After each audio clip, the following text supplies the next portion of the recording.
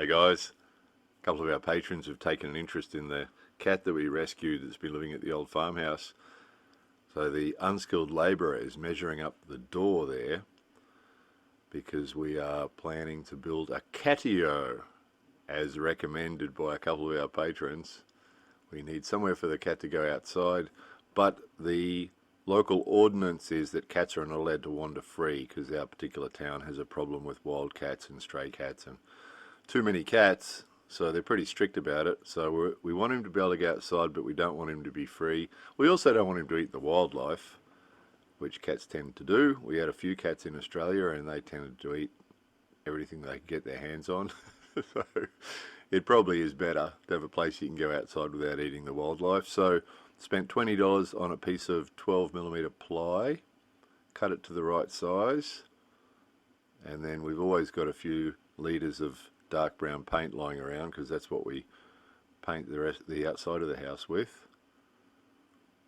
So paint one side of the ply with that. So a fair bit of thought went into this job before it was started, as we usually do. A bit of discussion, a bit of thinking where the best place around the house to do it was and how to do it. So ordered a cat flap from Amazon for $20, $21. So that's the reverse side of that board now. Now we're looking at the inside, what will be inside the house. The dark brown's going outside and this side's going inside. About now it'd be really nice to have a jigsaw. Right. But we don't have a jigsaw, so we just had to use a power saw. And again, just about every tool you see being used was here when we bought the house 13 years ago. The old man just left all his tools. Everything was here. So that's a little hacksaw blade with a little plastic handle that's really handy. And again, that was here. So no jigsaw, but managed to make do. Managed to make a hole. There it is. That worked. Just tidy it up a bit. And then these cat doors, cat flaps are designed for a proper door. So in this case we've only got 12mm pine. So we need to pack it out a little bit. So a couple of pieces of pine there. Pack it out a bit further.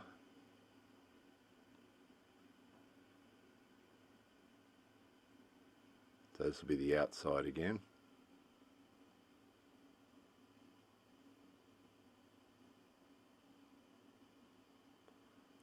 Battery drill, that's one thing we did buy about 13 years ago, needed a battery drill. But something we did get, if you notice, it's got a yellow battery on it. Bought it online, just a cheap replacement battery because the old one had died. And this one has more amps in it. It's a really good thing. It did the whole job on just one charge. It's excellent. So there we go, pack that up a little bit so it's a bit thicker. Paint it up with the brown paint.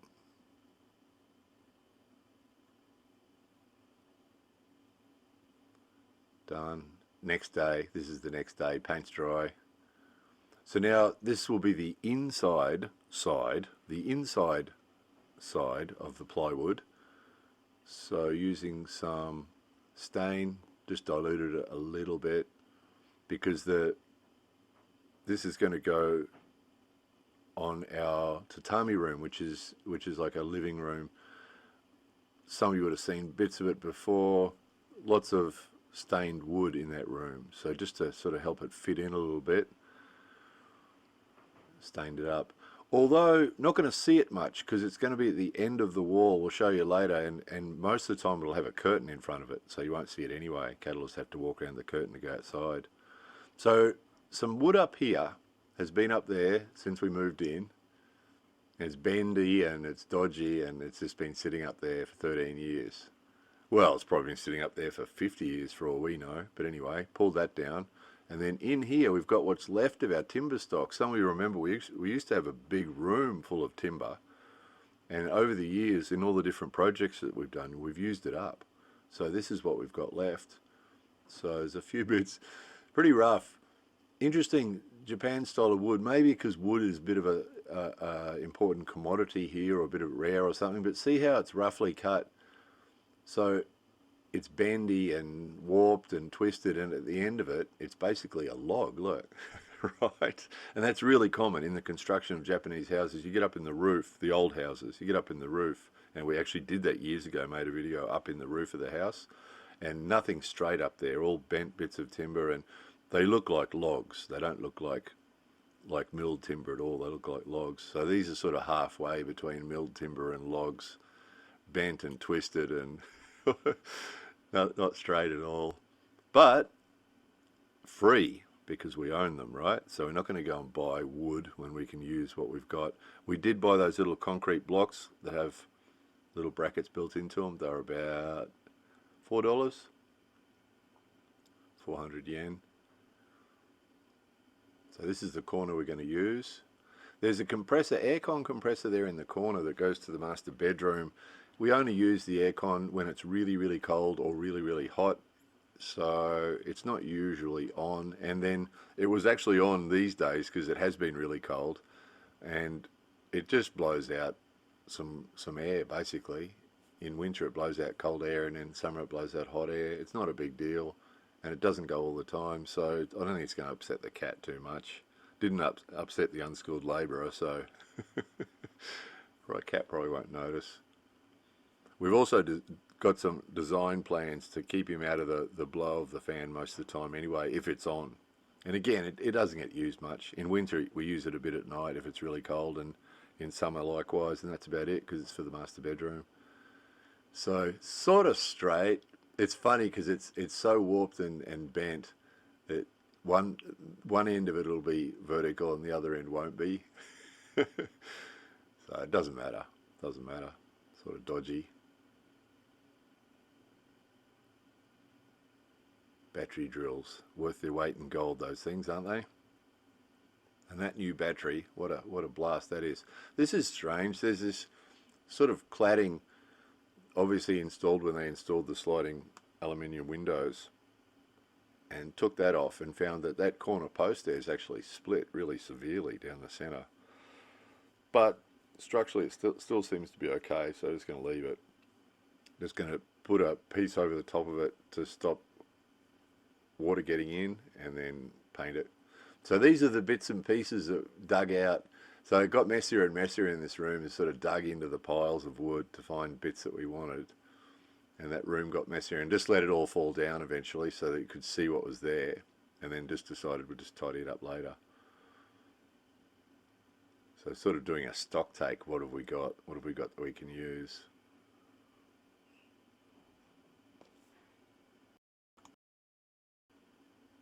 So I had that bit, cut that, put the other post up. Sort of parallel.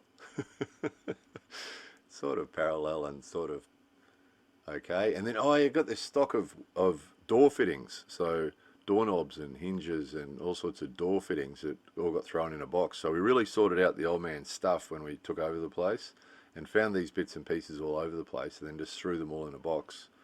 So we got some big brass hinges there, and then some smaller ones. Some of you have seen some of these videos over the years. It's amazing the things that we found when we wanted something. And because we tidied it all up originally, had a bit of an idea, sort of like a big stock take originally, so sort of knew we had hinges. And sure enough, a variety of hinges. So those really big ones are too big, the little ones are too small, so that medium size just right, said Goldilocks. Those ones, we use them, hey? But just amazing, over the years, all the different projects, you know, need this or need that. Go in the workshop and have a look in a box. Yeah, there's one. It's amazing.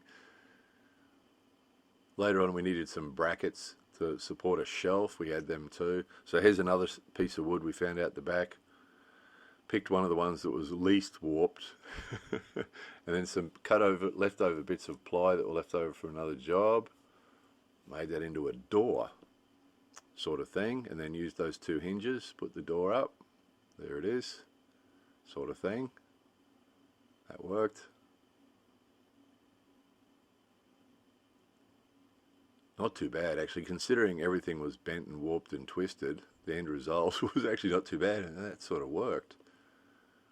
Sort of surprising. So, time to take the door out.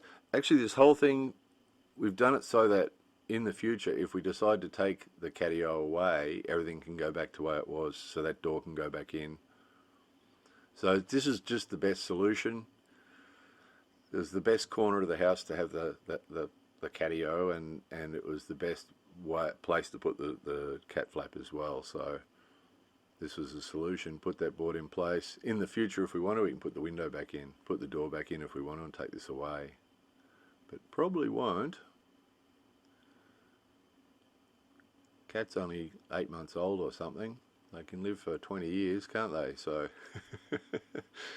probably outlast the house, probably.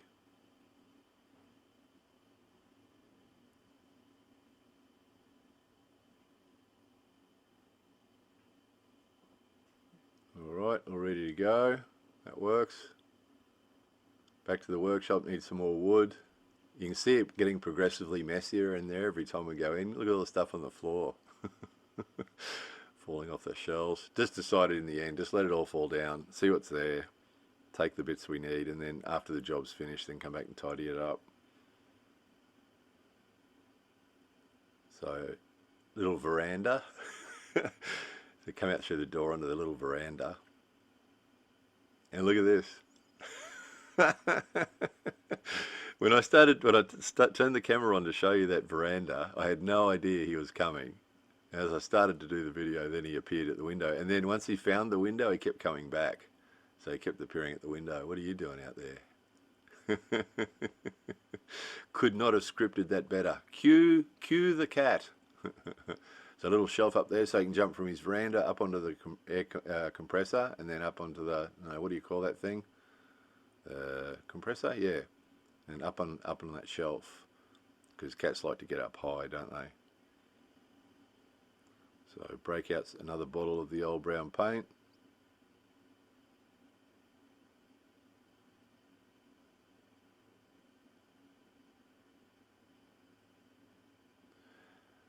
When you use all that scrap wood, it's always amazing after you paint it, when it starts to look conformed,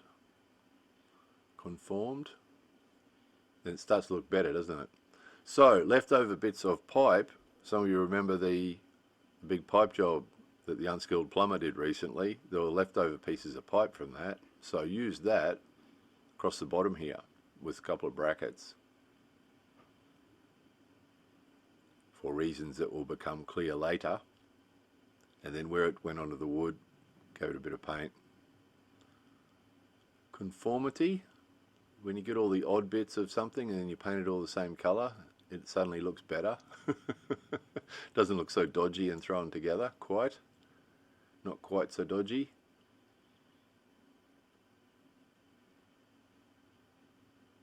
And then out with the chicken wire. Never worked with chicken wire before. Oh, and found that the nail gun can actually take staples. Seemed to remember from looking at the manual when we bought the nail gun that it could take staples, and sort of vaguely remembered that was the case. Checked it out, found it was true. Went and bought a packet of staples. How excellent was that? 13mm staples, 4mm wide. That was a good test for the old guy's eyes. So the staples are 4mm wide, so you've got to put the nail gun right where the piece of wire is that you want to have the staple go into. So a good test for eyesight that was, 4mm. And 13mm long, so fairly substantial. That'll hold the thing in place. Cat's not going to get past that. And that's cable ties, electric cable ties being used there to join the wire together with the next sheet. So aware of the fact that probably a professional would use real wire to join the pieces of wire together, but the cable ties were just so much easier. Little zippy ties, little ones, and just pulled them in and then cut them off. That worked really well. Just easier to work with, you know. Wire's a tricky thing to work with and to make it uniform, isn't it? But that worked pretty well, pretty neat. Bit of a dodgy bit there, just above the door. Wasn't quite flat, just because nothing's straight or square, so it was hard to make everything nice and flat and neat. But not too bad. So I've got to do something with the door now. So slightly different plan, screws and washers to attach the wire to the door.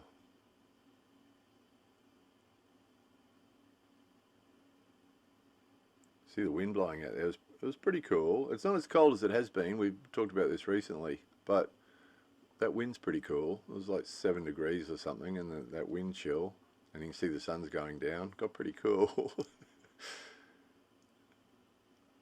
Oh yeah, see the little latch there? Little latch in place. Bought that. That was $2.50. The prices of things in Japan, the big home centers, are just amazing sometimes. How do they make latches like that for $2.50? What have they bought that for? You know, it must be $1. Amazing, isn't it? So, this is what it looks like from the inside. So, you can see the curtain covers most of that door, and then a little flap there. And oh, the settings on the door, you can lock it so the cat can't come in or out, or you can set it so the cat can only go out and not in, or only in and not out. So, very clever little setup. There's a little veranda out there. So from the front of the house you can't really see it. It's sort of off to the side, which is sort of part of the plan. Didn't want some big cage out the front of the house, so it's off to the side here, where we only use to hang washing, so we don't use that space anyway in that corner. So little latch on the outside so we can go in, and then a latch on the inside just so that while we're in there we can latch the door, so the tiger doesn't go for a run. So he comes through his door there onto his little veranda. He can jump up on the compressor.